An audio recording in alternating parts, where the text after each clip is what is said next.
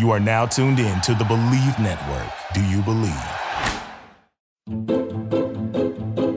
Welcome to Sugar-Coated Murder Podcast, a brilliant true crime podcast hosted by two zany sisters, all while baking up delicious treats in their kitchen.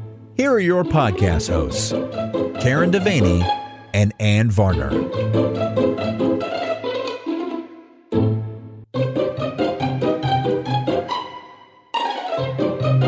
Hi, Sugar. Welcome to your kitchen. Thank you.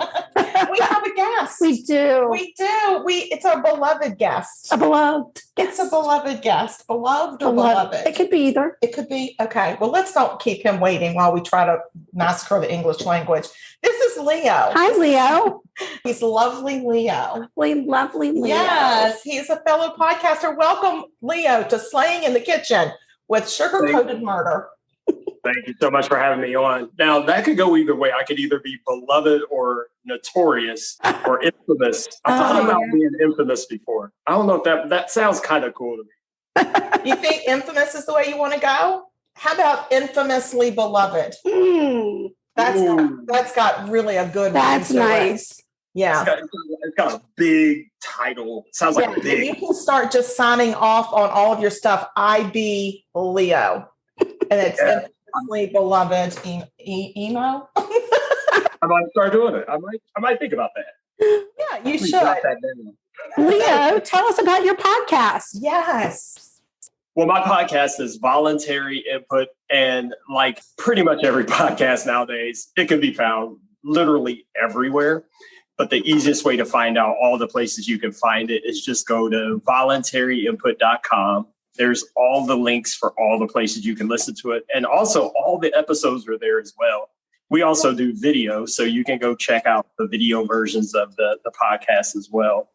It's been running, we're on our third year.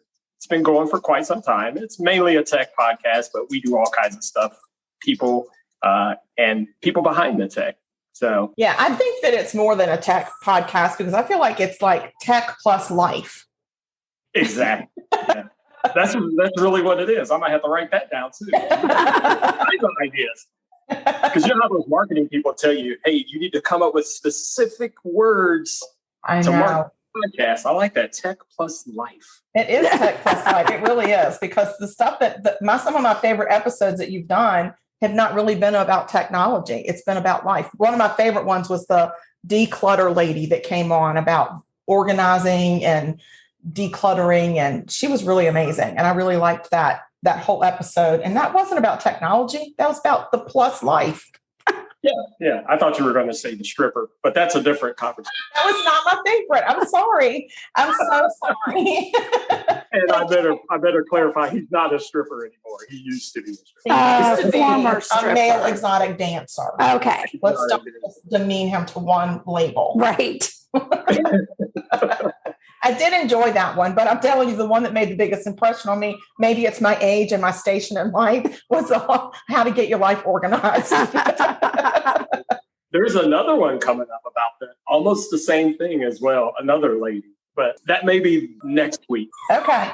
Trout is already having an episode, so you'll hear him. I saw him and I heard him. Yeah, he is something else. He is 14 pounds of stubborn, I'm going to get my way. He said, where's my drink? I know. All right. So maybe we need to go ahead and get started while we've got him.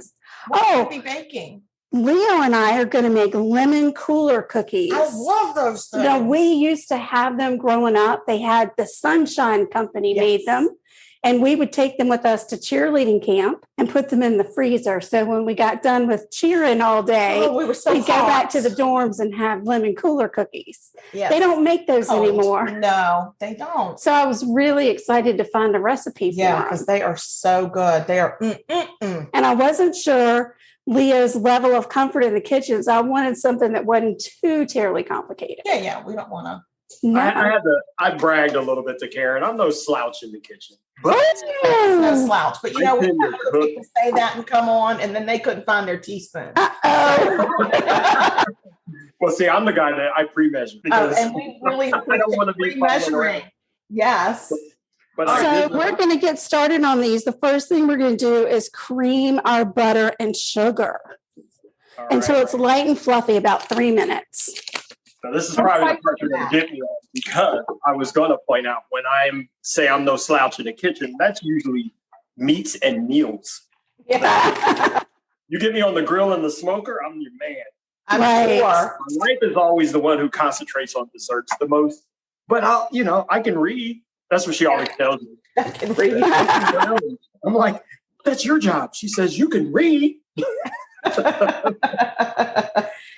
Butter baking and sugar. Butter and sugar, yep. All right. We're going to get it going for 3 minutes until it's fluffy. So should I put it on like 2? Oh, you're better than me. I'm going to go ahead and get started. I don't want to get left behind here. I would go to medium. Okay. Wait, I got a little flabbergastness going on here. You need to drink some more. Oh my God, this bourbon is good, sugar. It is good sugar. It's very, very good. I got no complaints about the blade blow. Blade and blow. God. Here we go. Half a drink down. Mine is getting creamy. Look at you scraping your sides. You're just a professional. I try to, like I said, I can read, so I'm trying to follow the directions and make sure I don't mess up, because I don't want Ann to make fun of me. That's Karen. Oh, Karen's the It's snarky. funny because Karen's forte is also cooking as opposed to baking. Because with baking, you have to be more precise than with cooking. You can kind of do your own I'm thing. not good at following directions. I second guess all the directions. Well, what I found with cooking, all you got to do is just turn the heat down a little bit. Things get out of control. Just turn it down some. I always turn it up. Oh, Lord. Baking is more of a finesse. Okay, I think it's mixed. I got butter and sugar. No, it's got to be 3 minutes, man. 3 minutes. Oh, okay. I'll stop talking. Just like a man, rushing it off, rushing it away. 3 minutes. Light and fluffy. Light and fluffy. All right. You got that fancy flat gray KitchenAid. I love Yeah. those. Yeah. Those are A man bought it. right. That's the high dollar one. I'm like, what color do I want? Well, let me go see what the cheapest color is. Right. And Mine was even a that, gift, though, so I didn't get to pick my color. mine was a gift to myself. Yes, it was. And you got to pick your own color. I did, Bless and your heart. I've loved every minute of it. And see, as long as you put your arm on top of it, it doesn't wobble. Oh, is this? What does it do? Does it bounce up? It does. The whole top of it vibrates so badly. Fine. Seems like the top is going to come off. It's fine. So, and just rest on it. Like, just rest your elbow on it. It's fine. It's all good. That's how she maintains her car, too. That is not true. That is not true. I take my oil changes very seriously. Yeah, well, you have to. Has it been 3 minutes? Yes. I think so. So now we're going to slowly add in our egg and lemon zest. And this is when we're going to switch down to low. So just crack your egg. Did you put your zest in first? I did my egg first. Okay. And now I'm going to do my zest, but you can do it either way. Whatever makes you happy. Because By the way, these eggs I'm using, they are farm fresh. Oh, wow. I live smack dab in the middle of a bunch of farms.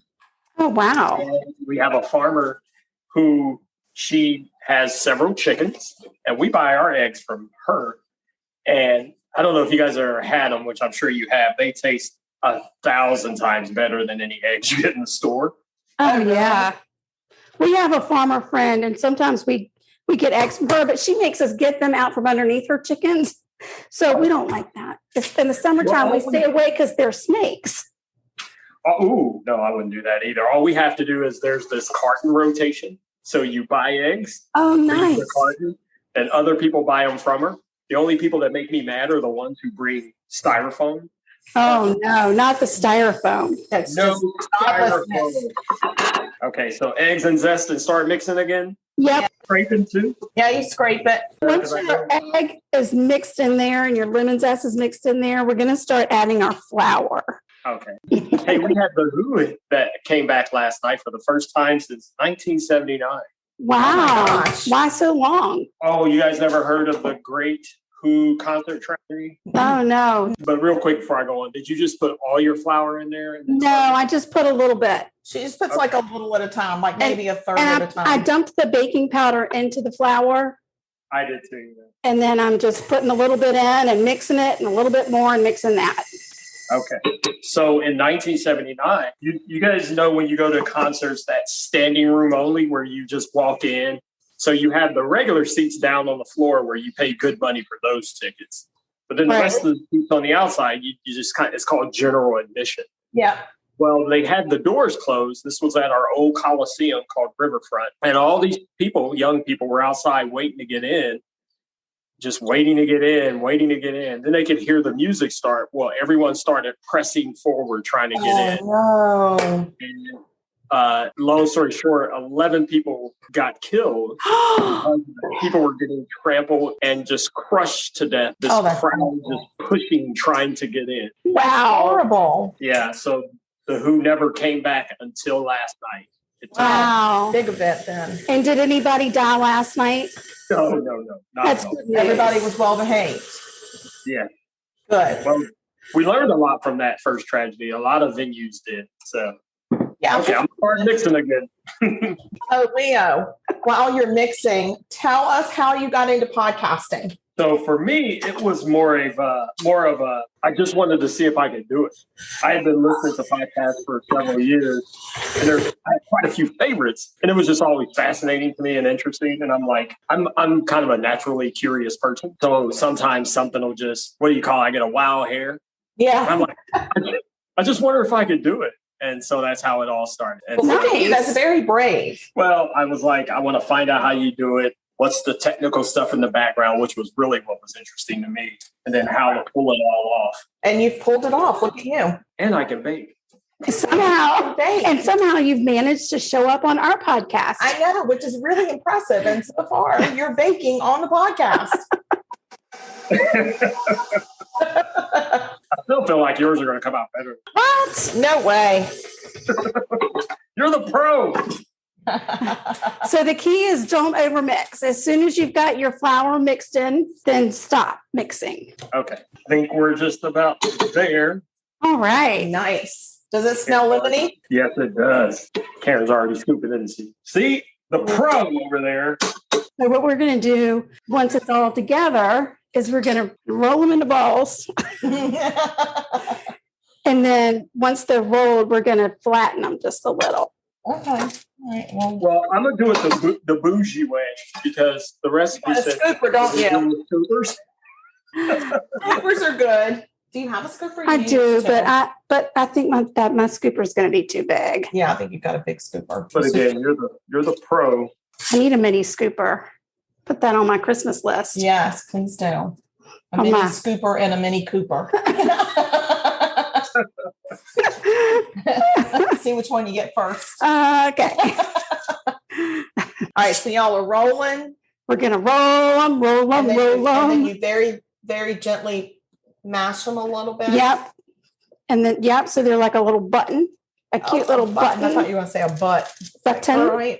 Not going. Then we're going to bake them. Cookie butts. And then we're going to roll them in powdered sugar and lemonade mix. That's so fun. How's it going over there? Going good. Chugging right along. Okay, it's about to go in. Was it 10 minutes? 8 to 10. So we'll check them at 8 and see how we feel. Get your timer set. Timer is set. So I hear you guys have a murder to talk about. We do. Leo, where'd you go? There he is. Hi.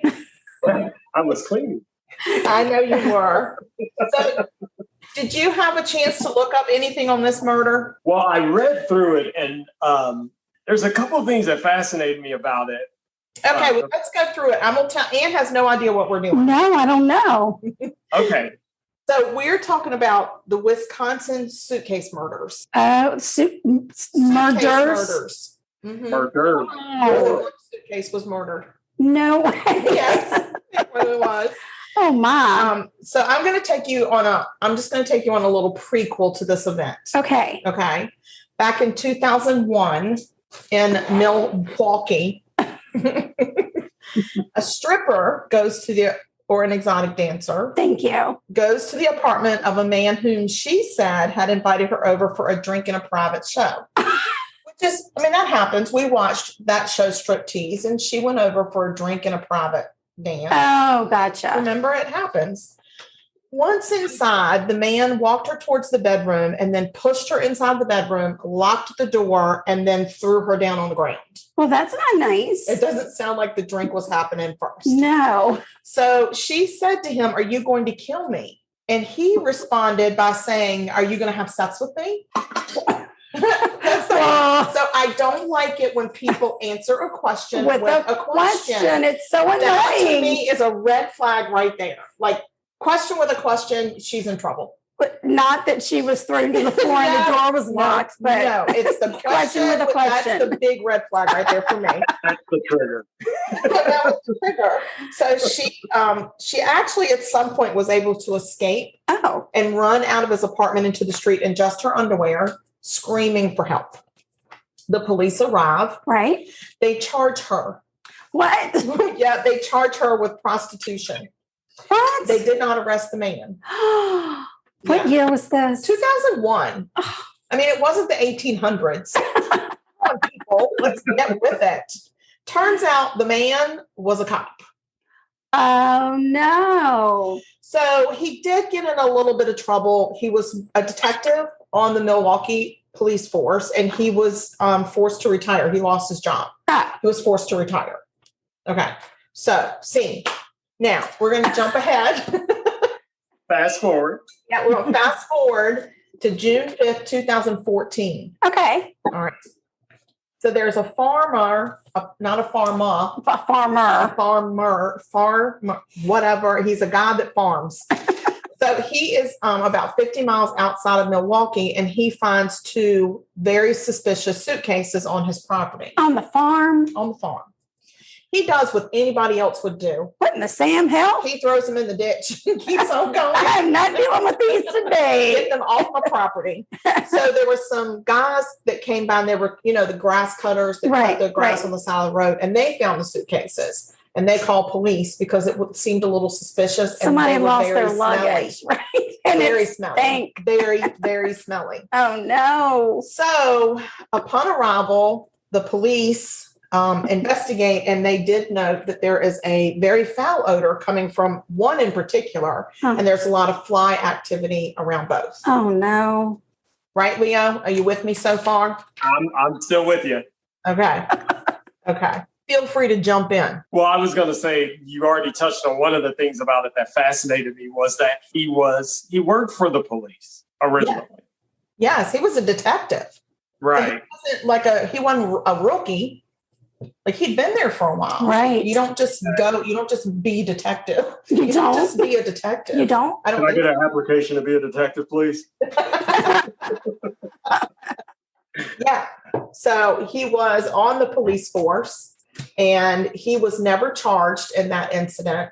The judge said, well, she didn't want to press charges. I don't think she was given a choice, to be honest with you. I think they knew who he was, and they were like, dude, you've messed up. And he had been in a little bit of trouble, some hot water before. He had a tendency to use his access to some websites that he could find people's information on and then contact them. Oh. Yeah. So that's creepy. He was a little nosy, rosy, and a little creepy, crappy. Correct. He tried to justify that incident with, she was trying to steal something from me. Yeah, that's what he tried to tell them. And they're going to believe that's why they got to that. Because I always go in and rob people in just my underwear. Right. That is the uniform. That's the method. Right. That's the robbery uniforms. Is like, if you see, especially a woman walking down in just her underwear, be careful. Just be careful. She's robbed somebody. She's on her way to rob you too. Yes. Haven't you heard of the Great Underwear Bandit? I don't think she would have had more than one pair of underwear then. They end up opening these suitcases, and they found in each one of them, not one but two, dose composing bodies. Oh no! Is it a couple? Mm-mm. No, two females. Oh, one in each suitcase. One looked like they had been deceased for quite a while, and the other one looked like she's fresh. In a minute or two. Right. She was pretty fresh. Right. One of them was really decomposed. Yes. She was rotten. She was rotten. She was rotten. It was real bad. So let me tell you about victim number one. Okay. She had a rope around her neck, Mhm. a ball gag strapped to her mouth, Oh, no. and she had a collar around her neck. Oh, my. Yes. And this detail is important for what happens later. Okay. The collar? The collar and the ball gag, and Okay. the hands being tied. Yes. That is pretty important. Okay. That is. So victim one, they were able to identify her via dental records. Very professional. Yes. Turns out she's 37-year-old Laura Simonson, Mhm. and she's the mother of 7 children. Oh. So Laura had been reported missing by her mom in November of 2013. Okay. She's listed as a vulnerable adult Oh, due no. to her history of mental illness. Oh, no. Yeah, very sad. Her dad told investigators and news reporters, because I guess he just wanted to talk about it a whole lot, that his daughter Laura often listed ads on Craigslist as an escort. Oh, no. And her children had been placed in foster care in 2010 because she had a lot of issues. Sounds like it. It's 3 years after is when she went missing. Detectives were like, well, let's go on Craigslist and see, what she posted. Let's see the activity. Well, they come across this very interesting ad on Craigslist that had been posted by one of Laura's friends. Oh, just a minute. It's been 8 minutes. Holy moly. You need a little bit more time. What do you think? Let's see them. They're a little mushy. I think that they need a little bit more time. Yep. What do you think? 2 minutes. Anne said 2 minutes, Leo. Yes, ma'am. Okay. They found the thing on Craigslist. They find it. Okay, I'm going to paraphrase this. I don't know if you found this ad or not, Leo, but I'm going to paraphrase it. I'm not going to read the whole thing. It was Thank you. quite intricate and detailed. I'm paraphrasing. Okay. She calls out a man named Steve Zelich. Okay. She calls him a sadist. And she says that he has enslaved Laura Simonson since November 2nd of 2013. Oh, my. He keeps her naked, shackled, and handcuffed in a cage. Oh, wow. That's not nice. That's not hospitable. Why would she post it on Craigslist and not call the police about it? Okay. She says. Well, again, this goes back to that important detail we Oh. spoke about. Yeah. So she says he tortures her and she has mental disabilities and he has no intention of releasing her. She gives a website where Steve openly talks about enslaving and torturing women. And I'm not going to give the website because it is a website that is dedicated to that. So I'd like that website taken down. Right. She gives his username, his email, and his phone number. Oh, nice. Way to go, girl. She put it I all love out it. there. And she says that police are aware of the situation, but they can't seem to find where Laura is being held. For heaven's sake. So she pleads for help in finding Laura and freeing her from her captor. Mm-hmm. So the police are like, oh, well, we'll go talk to Steve and see what he knows about Laura. Right. Well, the first time he goes by there, they go by there, they say, hey, there's this girl, Laura, and she's missing. He's like, yeah, I haven't seen her in months. And like, okay. And then they were urged to go back. And I think some other detectives went too, because there were 3 different counties involved in And that. is this the same guy that in the beginning? Just a minute. It's been 2 minutes. I'm going to check on it. I can't talk fast enough. I still feel like they're mushy. I think they're just blonde. Mine are done. But if you feel like you want yours to go a little longer, you're more than welcome to. The thing about it, Leo, is when you take cookies out, they continue to cook for a little bit. So you don't want to get them too done. It's kind of like when you rest meat. Exactly. Your cookies got to rest. They get a little soft. For these cookies, we're going to leave them on the pan for a little bit, and then we're going to put them on a cooling rack because they have to cool completely before we toss them in the sugar. So they got to cool for 10, Leo. They asked the Steve dude, hey, and he says, hadn't seen her in a few months. Yeah, I haven't seen her in a few months. And this is early on in the investigation before the 2 suitcases are found. Okay. They had gone by because they had been contacted. He's keeping her. He's got her. And so they were like, knock. Have you seen Laura? No, haven't seen her in a while. And they're like, okay. And then these 2 suitcases show up and they're like, maybe we'll go talk to Steve again. Right. Maybe. I mean, just maybe. So Steve right now is working as a security guard. Because in 2001, he was forced to retire from the police force, but he was never charged with anything. So now he's got a clean record and he can go and be a security guard. So they just let him retire? They did. They absolutely did. Wow. They go back to talk to him, and he was like, okay, Laura was here. I'll admit to that. She was here. It was completely consensual, and I accidentally killed her in 2013. It was an accident. Of course it was. An accident. Yes. And the way they found her body, it seems like it was very accidental. Yes. And the reason I put her in the suitcase is because I already had one person in my freezer. Oh. I put them both in. Oh, okay. So he needed a bigger freezer. Yeah. He needed like the one that we used to have in our garage. Right. The big, right. That Yeah. was like the buried body in that one. Yeah. A couple. Yeah. I'm sure our parents thought about that more than once. Of course they did. How many children can I fit in that freezer? How many children? We have 3. Surely we could fit them in. So anyway, he says, I put her in the freezer. I had another one in the freezer. So I put her in a suitcase. And then I was like, well, I might as well put the other one in the suitcase too. So he was like, I had 2 suitcases. And I was driving around in my car, and they started to smell. Right. So, yeah. Well, that makes sense. He said, what happened was this first girl that was in the, yeah. What happened was the first girl in the freezer, he accidentally killed. Oh, okay. So they were playing some a couple choking games. There was some S&M type of stuff. Yeah, some S&M stuff, some rough sex. Roughies. And so she had the nerve of dying in the lap. So he just needed to work on his technique. Maybe. Obviously, it didn't go well with the second one either. So when he had to put that girl in the freezer in 2013, he went and found Laura to replace her. Right. He didn't know who that girl was in his freezer.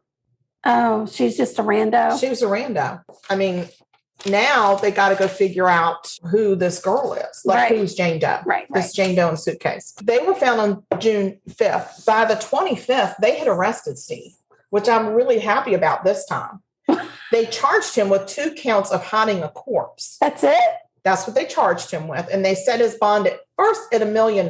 And then after a hearing, another judge upped it to $2 million. Okay. Because there are so many counties that are involved in this. And they felt like he was a flight risk. Okay. I feel like he was a flight risk because he still had friends, I guess, in the police department. I don't know. Yeah. They need to ID Jane Doe. So they put a description out to the public on like all of her attributes, her tattoos, her things, all her things. Right. And a family from Oregon comes forward. They don't come by. They don't stop by. They come forward. Okay.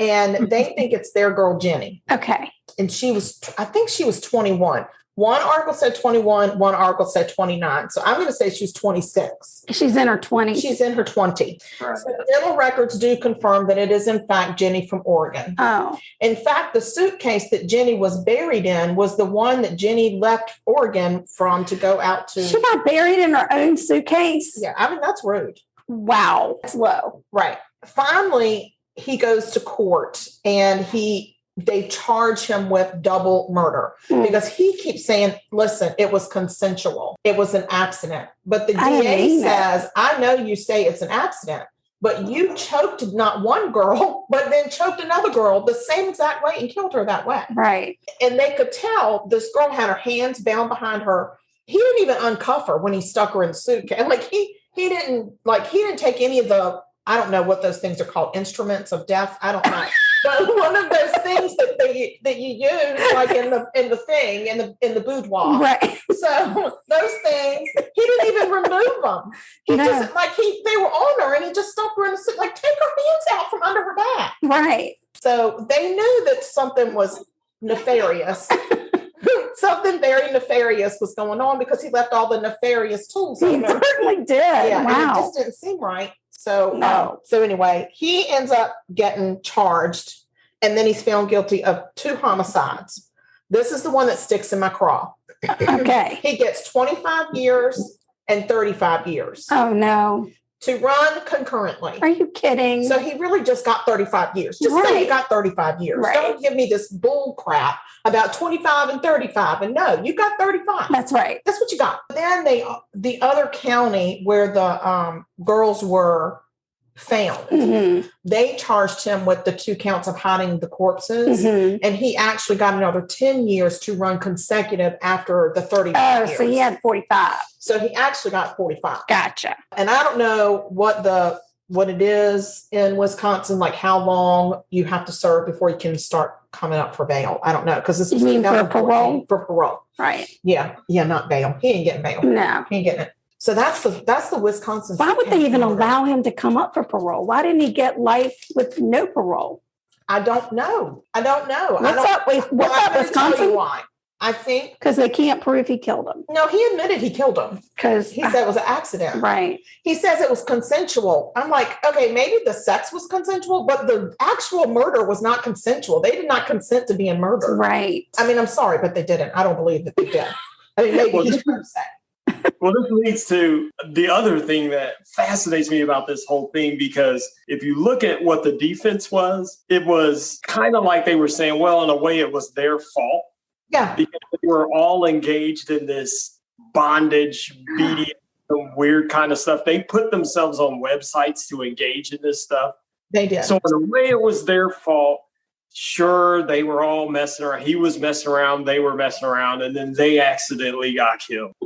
So in a way, they were kind of saying, well, these women, it was kind of their fault because they were taking part in this stuff, which can be dangerous. I mean, if you have somebody put a ball gag in your mouth and put your hands behind your back, okay, maybe you might accidentally asphyxiate. So was it my client's fault that you sought that out? That was literally the whole defense. That was, and the websites that he would troll. Right. He was very open about what he wanted to do. I mean, it was torture. He pretty much is saying, I would like for you to come over and I would like to torture you for the rest of your life. But when you look at a mentally unstable, right, woman who answers that ad, maybe she doesn't understand fully what that means. Right. Right. And this other girl, Jenny, she had moved to Wisconsin from Oregon, and she had told one of her friends that she was going out on a date with a man. And then she was never seen again. She didn't say, hey, I'm going to go. I mean, you'll never see me again because I'm going to go be a slave. Right. I'm going to go be enslaved in a dungeon in a cage with handcuffs and the boudoir accoutrements. Right. Sometimes you see ads on places and the terms are negotiable. The terms do see. I don't think he was negotiating. So I mean, she could have maybe thought, all right, well, I'm going to negotiate with him when I get there. Maybe it won't be for life. It'll just be like for the afternoon, and then we'll date. And yes, and maybe he's a good guy. He could be the one. He could be the one. He was not the one. No, he will not. Maybe there could be a ball gag from time to time. Who knows? I mean, whatever. Instruments of death for me. Right. Well, hopefully they've got those instruments in prison so he can continue to enjoy. I hope that he is now enjoying the instruments the way that those men did. That's my absolutely. Because I really feel like this guy's a monster. And I feel like that was a missed opportunity in 2001 to maybe get him off the street for a little while. And maybe this wouldn't have happened. I'm not going to say it wouldn't have, because I don't know if he would have been rehabilitated in jail. That doesn't happen. But are you putting it on the cooling rack? I'm going to go ahead and put mine on the cooling rack because our timer's getting ready to go off. Oh, yep. Okay. Are you putting yours on the cooling rack? Yep, because I saw Karen get it. I saw Ann get up. I'm sorry. I know. I watch her too, because she'll just start doing stuff. She'll be like doing stuff. You're like, what are you doing? Oh, I'm done. You gotta watch her. Well, and I don't know how you like the temperature in your house, but I keep it very cold in my house. So it shouldn't take these cookies very long. They're probably freezing by now. They're probably refrigerator cold by now. But it's also 90 degrees and 89% humidity. Gosh, it's so humid here right now. Well, we finally got back to spring. So we had 2 days where it was like that, where it was like, and this is Ohio, it would be 80 or 90 degrees, high humidity. And then boom, the next day it's spring. So I have all the windows open. Oh, wow. That's nice. The breeze in. That's wonderful. So we're good. Have you by chance mixed together your powdered sugar and your lemonade mix? Absolutely. Don't you know he is Mr. Prepared? I warned him and said, I said, Leo, she'll yell at you if you make a mistake. That's not true. I swear. Not true. I didn't tell him that either. I didn't tell him that, but I did say it really is helpful if you measure out all your ingredients. Most definitely. To which he replied, I was already planning to. Of course. She didn't tell me though that you had worked in restaurants. So this is like a big deal to you. I don't think she knew that. Oh, I don't think it was a shocking surprise. It was a shock. Breaking news. A shocking surprise. So how long are we going to cool? We feel like they're cool. Mine are pretty cool. No, it's cool. They're cool. Yeah. I think we dip them in our stuff. And is your wife going to get to eat these? Yes, she's working tonight, actually. And I might bring you some cookies. Oh, yes. Nice. Well, that was a fascinating murder story. Fascinating. I really found that to be fascinating. And I just feel like 2001 was a missed opportunity. For sure. Because this stripper girl said, I feel, when she heard all this stuff went on, she said, I feel like I was going to be his first victim. Oh, yeah. She was definitely headed for the suitcase. Yes. When she heard like what went down, she's like, I dodged a big bullet right there. Yeah. And he saw it as a learning opportunity. Well, yeah. He's like, all right, I'm going to stop that. Stop asking for the private show and move into I'm just going to post an ad on Craigslist. We're not even going to talk about drinks anymore. We're not. I'm taking drinks off the table. Yeah, drinks are off the table. And just going to come straight out and say, I want to torture you and I don't for the rest of your life. He kept these women. I'm not sure. Did he keep them at his house? Because it didn't seem like they met him at hotels. Oh. I don't know if he took them home. He must have taken them somewhere. He probably had some sort of I'm thinking he must have had like a barn or something. He could have. Remember, you had that one dude. You had that one dude that had a house of leaves. Yes. Maybe he had a house of leaves. Yes. While you're sugarcoating your cookies, pun intended. That looked like diabetes right there, girl. Because it was like this mountain of sugar. Like the Alps on top of it. Don't eat that one. It's got the diabetes on it. Leo, what's got in your mouth now? What are you doing? Did you see what? Nothing. Tossed it in his mouth. It was your vitamins. Well, I guess we need to taste them. Well, we need. Let me see your cookies. Nice. Leo, they look so good. Please take a picture of them after this and send them to us. We're going to take a bite. Oh, I'm taking a bite? Well, you're taking one without me. Jeez. Are we ready? Oh, my gosh. That was really good. I love it. Wow. Oh, wow. That's good, but quite a cookie. What do you think, Leo? I love them. I love tangy things like that. Tangy's a good word. Mm-hmm. Yeah. I mean, pucker right up. Mm-hmm. These are lemon pucker cookies. Another good recipe. Oh, it was a very good recipe. It was. Let me just tell our listeners where I found the recipe. Please do. It's called the Carefree Kitchen. thecarefreekitchen.com, and these are lemon cooler cookies. Oh, and they're messy but delicious. They're so good. I was just about to say they are messy. Leo, I think you slayed in the kitchen. I think you slayed it. You slayed it. You did a good job. Thank you so much for hanging in there with us. I passed the sugar-coated test. You absolutely did. Yes, you did. Thank you very much. Well, tell us one more time how we can find your podcast as Trout drives me insane. Is he playing the flute? Yeah, he's playing something. The easiest way to find the podcast is just go to voluntaryinput.com. You can listen to all the episodes, check out all the videos. You can select contact us from there if you have any questions, comments, or show ideas, or better yet, if you'd like to be a guest on the show, select register as a guest, because we're all great guests just like you. Aww. Well, we'll definitely put your website address in our show notes so people can find you very easily. Awesome. Well, thank you for having me on this video. This has been wonderful. Thank you. And we do have one last thing to say to you, and that is remind you, stay sweet and don't murder. Because if you kill people, we will talk about you. Leo, have a good night, and we just adore you. Thank you so much. Great to meet you. Love your show. This has been Sugar Coated Murder Podcast, a deliciously entertaining true crime podcast. Like what you heard? You can always explore past episodes by visiting sugarcoatedpod.com. Don't forget to like our Facebook fan page and share with friends. Thanks for listening to Sugar Coated Murder Podcast.